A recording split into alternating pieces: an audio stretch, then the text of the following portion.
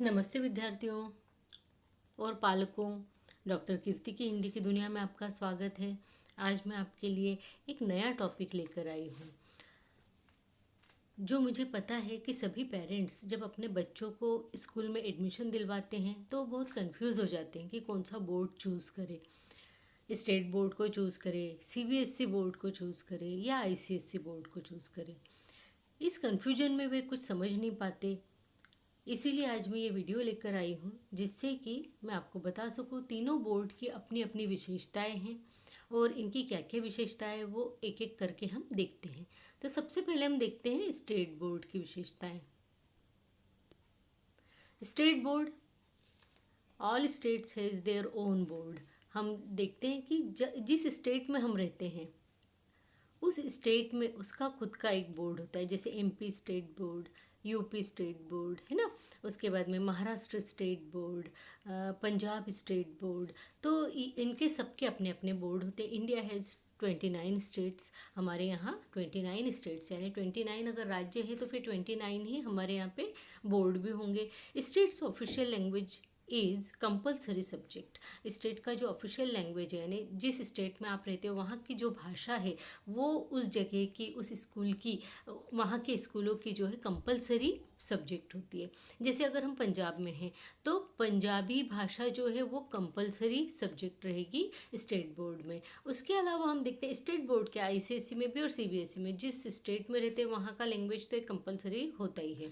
Syllabus is decided by the education board of the particular state, यानी जिस state का board है उस स्टेट के जो एजुकेशन बोर्ड है उस वही वहाँ का सिलेबस जो है वो डिसाइड करते हैं। यानी कहने का मतलब यहाँ पर ये है कि इनका सिलेबस डिसाइड करने के लिए कोई बाहर से नहीं आता बल्कि उसी स्टेट के जो है एजुकेशन बोर्ड के लोग रहते हैं। इसमें हम फिफ्थ पॉइंट देखते हैं कि fees is less than CBSE and ICSE, यानी फीस जो रहती है वो आईसीएसई और सीबीएसई से कम रहती है स्टेट बोर्ड की। Many medium like Hindi, English, Punjabi and Gujarati are available there.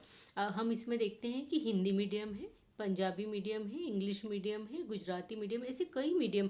And जिस स्टेट में आप रहेंगे वहाँ की भाषा के अनुसार ऑफिशियल जो लैंग्वेज है उसके सारे मीडियम वहाँ पे मिलेंगे।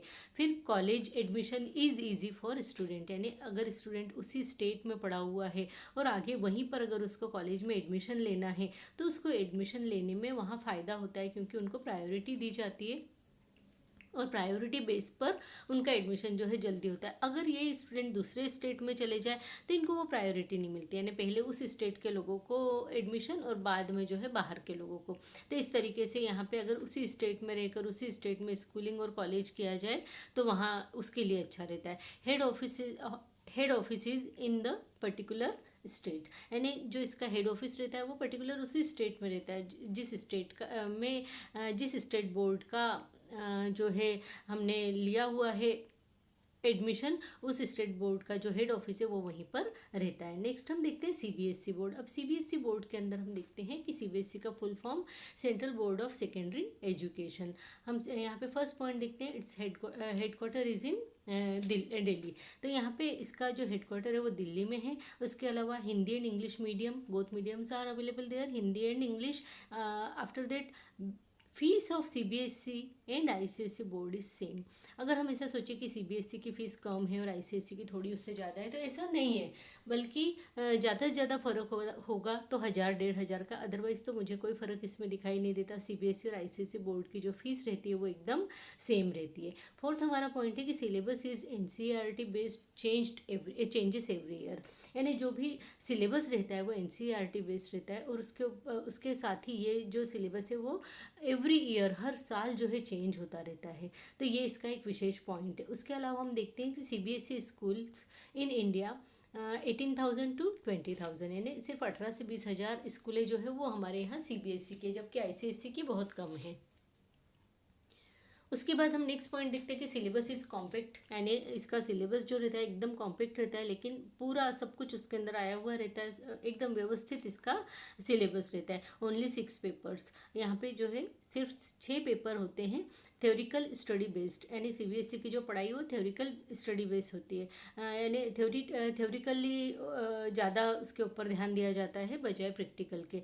उसके बाद में हम देखते हैं science and maths is good of CBSE board, यानी अगर साइंस और मैथ्स को ध्यान में रखते हुए आगे जाना है तो फिर सीबीएसई बोर्ड जो है बेस्ट है, क्योंकि यहाँ का साइंस एंड मैथ्स जो होता है वो एकदम बेस्ट रहता है। Private students can give the exam, हम यहाँ पे देख सकते हैं कि बाहर से कोई भी प्राइवेट फॉर्म भर के और फिर सीबीएसई बोर्ड के थ्रू एग्ज़ाम दे सकता है, ये एक इसमें जो है अच्छी सुविधा हमको मिलती है। हम 11वां पॉइंट देखते हैं कि CBSE board is good for those who want to go for medical और इंजीनियरिंग, यानी मेडिकल और इंजीनियरिंग के क्षेत्र में जिनको जाना है उनके लिए जो है सीबीएसई बोर्ड बहुत ही अच्छा है, क्योंकि जैसा कि मैंने अभी बताया आपको ऊपर कि इसमें साइंस और मैथ्स जो है बहुत ही अच्छी तरीके से पढ़ाया जाता है, उस पर ज़्यादा ध्यान दिया जाता है, ज़्यादा फोकस किया जाता है। उसके अलावा हम देखते हैं कि NCERTs books always good for competitive exam, क्योंकि जो हमारा ये सीबीएसई बोर्ड है इसकी जो बुक्स है, सिलेबस है, वो एनसीईआरटी बेस्ड होता है।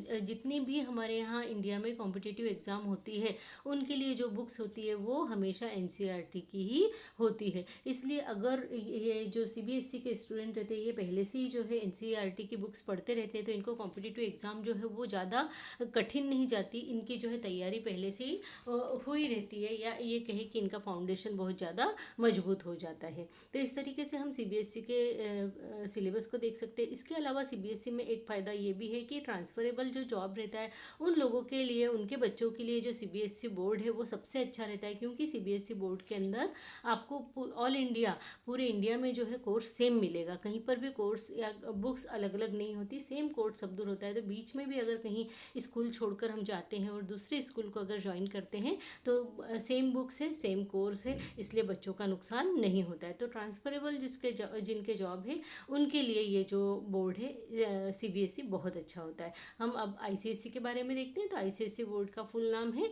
इंडियन स्कूल सर्टिफिकेट एग्जामिनेशन, और इसका हेडक्वार्टर जो है इट इज़ इन दिल्ली। उसके बाद में देखते हैं ICSE board is based on Cambridge university syllabus, ये कैम्ब्रिज यूनिवर्सिटी के सिलेबस के ऊपर आधारित इसकी बुक्स रहती है। हमारे यहाँ भी हम भी मतलब आईसीएसई जो है वो इसी सिलेबस को जो है फॉलो करता है। उसके अलावा हम देखते हैं fees of ICSE and CBSE same, जैसा कि हमने अभी पहले सीबीएसई में भी देखा कि फ़ीस दोनों की सेम ही होती है। Total school in India 10,000 to 12,000। अब ये जो आईसीएसई स्कूल है वो इंडिया में एकदम कम है। वो इसका कारण ये है कि 2012 में जो है आईसीएसई की बहुत सारी स्कूलें बंद कर दी गई, क्योंकि हमारे यहाँ के स्टूडेंट उतनी मेहनत नहीं कर पा रहे थे, या फिर उसका जो एरिया है, उसका जो पढ़ाई है वो बहुत वास्ट लेवल का है, इसलिए वो कहीं ना कहीं प्रॉब्लम फील कर रहे थे, या जो भी रीज़न रहा हो। पर 2012 में जो है बहुत सी आईसीएसई स्कूल्स जो है वो इंडिया में बंद हो गई। उसके बाद हम देखते हैं कि syllabus is not fix, different schools uses different publishers, यानी जितने भी अलग अलग स्कूलों में हम देखेंगे अलग अलग पब्लिशर्स वहाँ पे मिलते हैं, हमको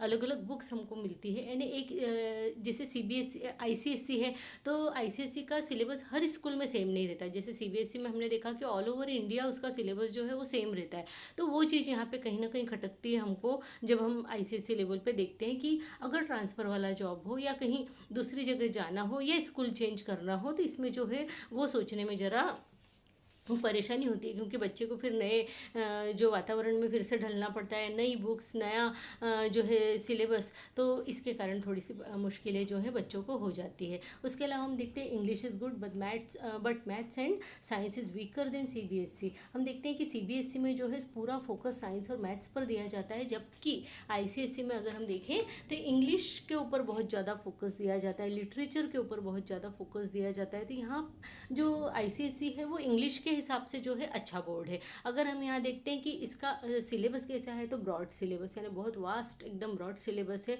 और इसकी स्टडी जो होती है वो थ्योरिकल और प्रैक्टिकल दोनों बेस्ड होती है, यानी थ्योरिकल एंड प्रैक्टिकल बेस्ड इनका स्टडी होता है। तो यहाँ पे हम देखते हैं कि जो भी यानी थ्योरिकल और प्रैक्टिकल होने के कारण जो स्टूडेंट रहता है वो पूरी तरीके से मंच के निकलता है, यानी इनके लिए जो है 10th के बाद में जो 11th-12th है वो एकदम से ईजी जाता है इन लोगों के लिए। तो एक ये यहाँ पर आईसीएसई बोर्ड का हमको जो है फ़ायदा होता है। लेकिन ICSE board is good for those who want to go out of India और in the field of research और GRE, यानी जिसको रिसर्च के फील्ड में जाना है या आउट ऑफ इंडिया स्टडी के लिए जाना है, तो उन लोगों के लिए जो है ICSE बोर्ड बहुत अच्छा साबित होता है, क्योंकि इसका इंग्लिश जो है, इंग्लिश के ऊपर इसमें बहुत ज़्यादा फोकस दिया जाता है, इसलिए ये बोर्ड उस हिसाब से बहुत अच्छा होता है। उसके बाद में हम देखते हैं state board student can not go to ICSE board, means state board के जो स्टूडेंट है कभी भी ICSE बोर्ड में जो है एडमिशन नहीं ले सकते या अपना बोर्ड चेंज नहीं कर सकते, जबकि ICSE के स्टूडेंट जो है वो अपना बोर्ड चेंज करके CBSE भी ले सकते हैं और वे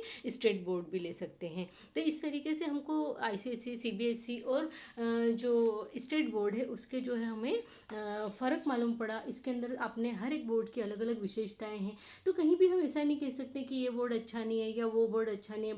मतलब बोर्ड तो सभी अच्छे हैं, अब इसमें हमें क्या चाहिए। हम अगर अपने बच्चों को बाहर विदेश में पढ़ने के लिए भेजना चाहते हैं तो हमारे लिए ICSE बोर्ड अच्छा है। अगर हम अपने बच्चे को कॉम्पिटिटिव एग्ज़ाम्स के हिसाब से और गवर्नमेंट जॉब के हिसाब से तैयार करना चाहते हैं तो फिर उसके लिए जितनी भी कॉम्पिटिटिव एग्ज़ाम्स होती हैं उसके लिए CBSE का जो कोर्स है NCERT बेस्ड वो सबसे बेस्ट होता है। और स्टेट बोर्ड उन लोगों के लिए जो लॉन्ग टाइम एक ही जगह पर रहते हैं और उनके आगे उनके बच्चे भी जो है उसी जगह पर रहने वाले होते हैं, उन्हें वो स्टेट छोड़कर अगर कहीं नहीं जाना है तो स्टेट बोर्ड से बेटर कोई बोर्ड नहीं है, क्योंकि फिर उनके लिए वो उसमें जैसा सिलेबस जो है वो भी अच्छा रहता है और जो नॉलेज है वहाँ के बारे में स्टूडेंट को ज़्यादा रहता है, तो वो स्कोर भी अच्छा कर पाते हैं। तो इस तरीके से ऐसे अलग अलग बोर्ड की जो है अलग अलग विशेषताएं हैं। तो पेरेंट्स, अब मुझे पूरी उम्मीद है और स्टूडेंट्स आपसे भी मुझे उम्मीद है कि आपको कौन सा बोर्ड लेना चाहिए और कौन से बोर्ड के अंदर अंदर रहकर हमें पढ़ाई करना चाहिए खूब अच्छे से समझ में आ गया होगा।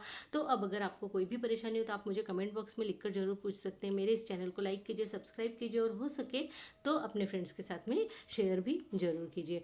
आपका हमेशा स्वागत रहेगा डॉक्टर कीर्तिज हिंदी की दुनिया पर। थैंक यू, धन्यवाद।